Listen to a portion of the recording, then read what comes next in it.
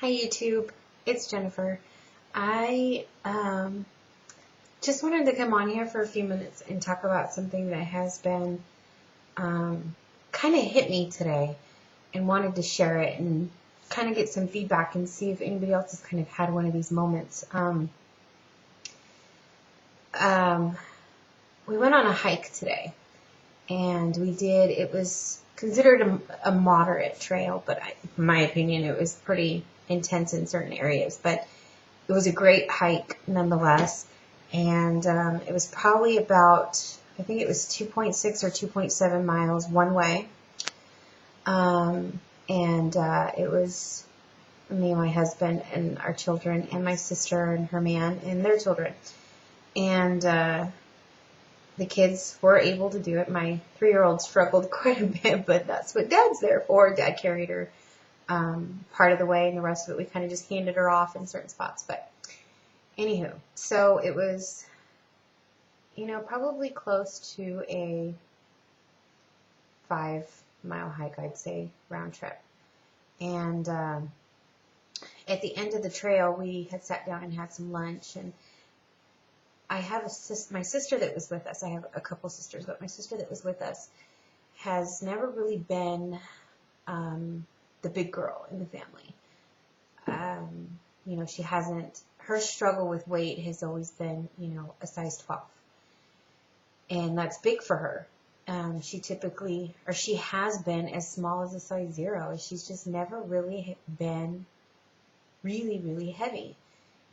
And I have 2 sisters. My oldest sister, who was not with me today, has always struggled with her weight as well. And we get it from our mother. It's just something that kind of carried down, as well as our bad habits. I was raised, I'm not somebody I'm Hispanic, and we grew up with all the typical carb foods and loaded with them. And, I remember as a child, my dad would work certain shifts, and he'd be gone sometimes in the evenings, and my mom would tell us, save some food for your dad.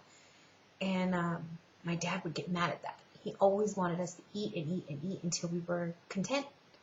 And, I'm not blaming them by any means, but I'm sure that's where the bad habits began, and we just never corrected them as, teenagers and young adults. And, you have friends who can eat whatever they want and be whatever size they are, and I ate whatever I wanted, but was never the size they were.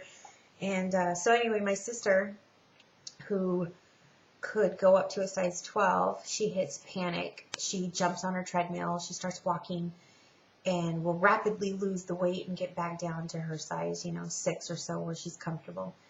And that's just how she's always done things. And, I've always been the bigger little sister. I'm the youngest. She's the middle. And, we're only about a year apart, so we grew up very close, more like twins. We think the same, we act the same, we dress the same. I mean, it's just, we've always been together. Our children are the same, age differences and such, that they play well together. We're always together. And, I always kind of just was a little spiteful that she could, it's not spiteful is the wrong word, but always just bummed that she was able to do that and eat and do whatever she wanted. She was kind of the skinny fat girl, she was probably completely unhealthy inside, but looked more healthy than me on the outside. I've always been the sister who's eaten healthy, who's practiced, activities and being outdoors, and was never able to lose the weight. No matter what I did, I could never keep the weight down. At one point, I think in my adult life, I'd gotten down to about 200 on my own, and I was thrilled when that happened. And that's still a lot of weight for somebody at my height. And so my highest was almost 250. And I think that,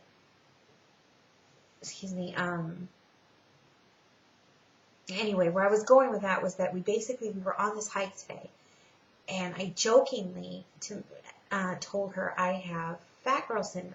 And this is what I mean by fat girl syndrome.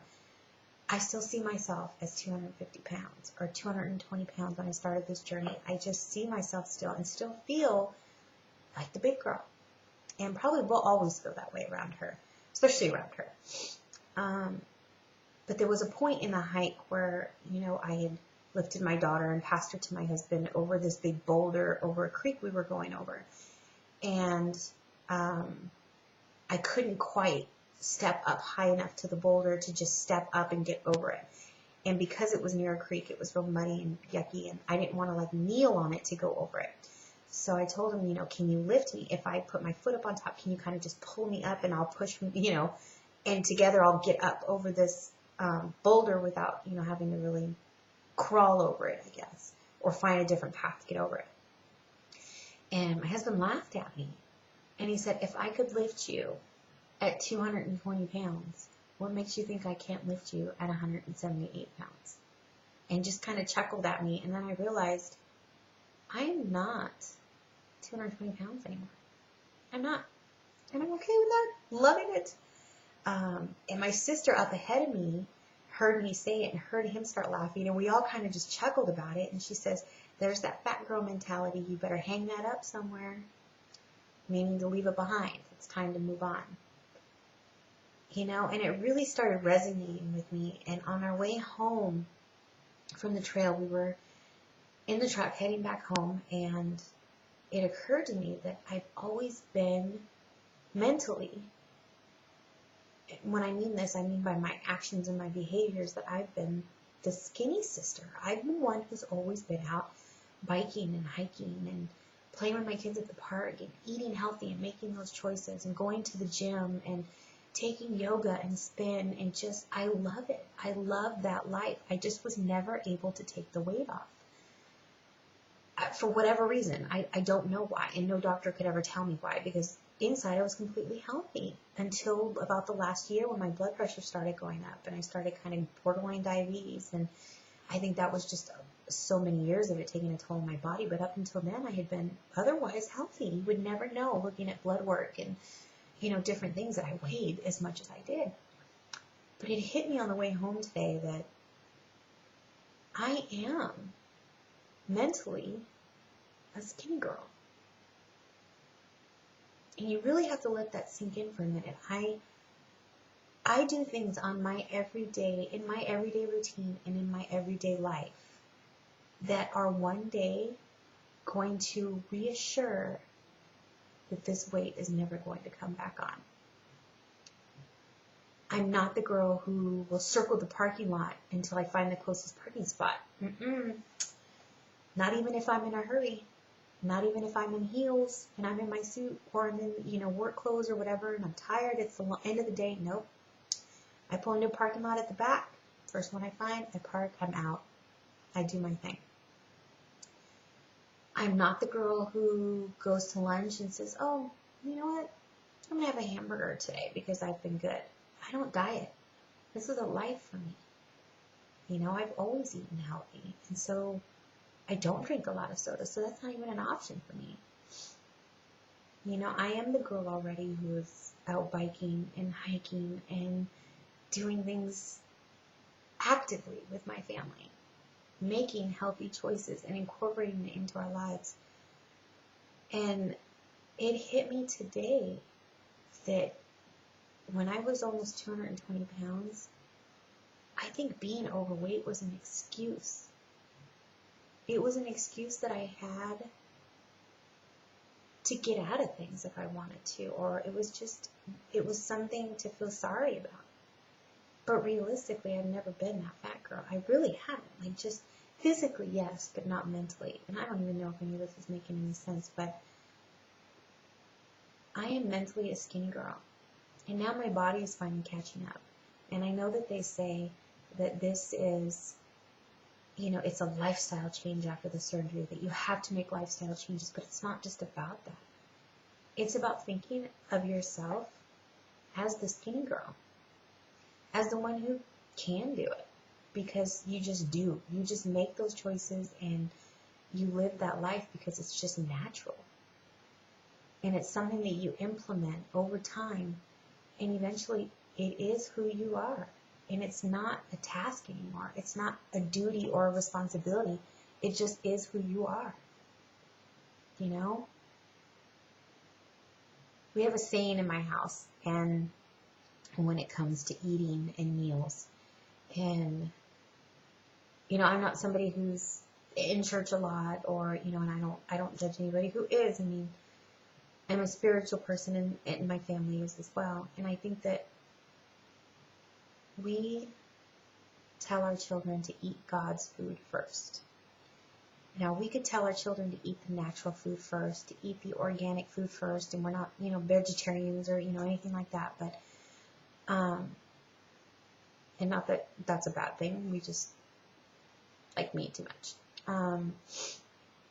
But eat God's food first really sunk in with our children. And what that did for them is it put an importance on vegetables and fruit and, you know, a good piece of chicken, you know, something that's good for them. Nuts, you know, have some nuts before you grab a bag of chips, you know, just, you know, and we don't tell our children that they can't have certain foods. We just tell them they have to eat God's food first. And once that's done, if they still have room, then they can have a scoop of ice cream.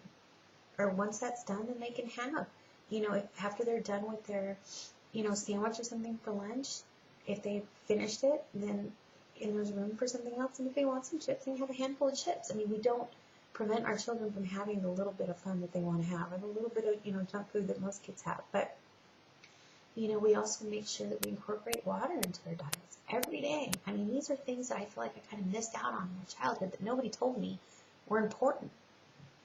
Nobody. You know, and a lot of it had to do financially. We struggled growing up, and I think that it's a lot cheaper to buy finger frozen foods and have them last longer than it is to buy, you know, chicken or steaks or, you know, something to that effect that, you know, would cost more when you're raising a family on a really tight budget. You know, and there definitely wasn't the importance on the nutrition in that back then either, as there is today. But anyway, I could ramble on about this forever, but it really just weighed on me today that I am that skinny girl, and I'm seeing it, I'm feeling it, and now when I tell people that I go hiking and biking with my children, it's believable because I'm starting to look like that skinny girl. And it's not just up here anymore, that when we're doing them, people are noticing. And they're not, I kind of always feel like when I tell people, oh yeah, we went and did this weekend, or I went to the gym and I did, you know, 45 minutes on the elliptical at a high intensity, or I'm training for a 5K. That was the big one. Oh my goodness. When I was training for a 5K, people would look at me like, you are? Oh, that's great. Almost like they didn't believe me. And I could have ran circles around that person. I mean, it just baffled me at kind of how people would look at me. I always kind of felt like the skinny girl because I had the right fundamentals of being that person. But now people are believing me. And this is when I'm going back to the fat girl syndrome. I mean, it just is, it's crazy. All this mental chaos that goes on after surgery. But I'm just glad that I'm starting to feel like everything that I have implemented in my life, my husband's life, my children's life, is really starting to come to the surface. It's almost like working towards a goal and then finally achieving it. I kind of feel like I'm there now. And I am absolutely loving it. My children are having a blast. My husband is loving it.